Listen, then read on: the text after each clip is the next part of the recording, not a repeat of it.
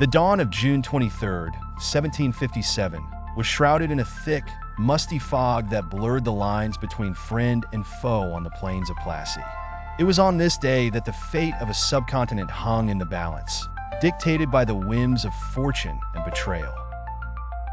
Robert Clive, with his meager contingent of just 3,000 troops, stood against the might of Siraj ad-Daulia's formidable army of 50,000 men.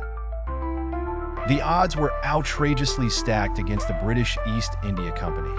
Yet, it was not just numbers that would decide the battle, but rather strategy and deceit.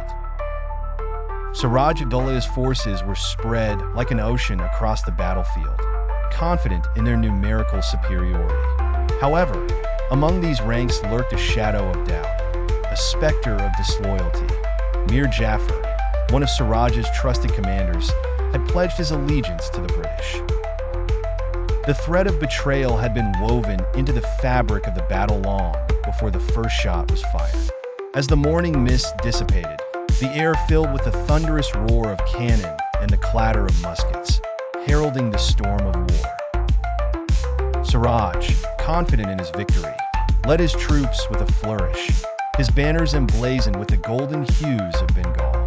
Yet, unbeknownst to him, Mir Jafar's men refrained from joining the fray, remaining motionless, caught in a treacherous truce. Clive, standing resolute amidst the chaos, was a bastion of strategic acumen. He rallied his men, their red coats stark against the green of the lush landscape. His was a force trained for precision, and every volley from the British lines found its mark with ruthless efficiency.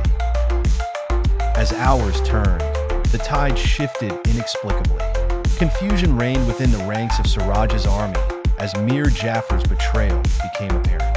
The formidable host, once confident, now found themselves encircled and besieged by an unrelenting foe they had underestimated. As the sun dipped below the horizon, Siraj ad-Daula fled, his troops scattered to the winds of defeat. The battle was won, not by the might of arms, but by the craft of cunning and the betrayal that had sown discord among the masses. Mir Jafar, now installed as Nawab, was but a puppet to the British, a figurine of power with strings pulled by distant hands. The Battle of Plassy thus marked the inception of British colonial rule in India, a mere grain of sand in the hourglass of history that would soon become an unyielding empire. This decisive victory was a harbinger of change, setting the stage for the British to harness the wealth of Bengal and expand their dominion across the vast tapestry of India. It was a day not merely of battle, but of the commencement of a new world order, woven together by the slender threads of betrayal and ambition.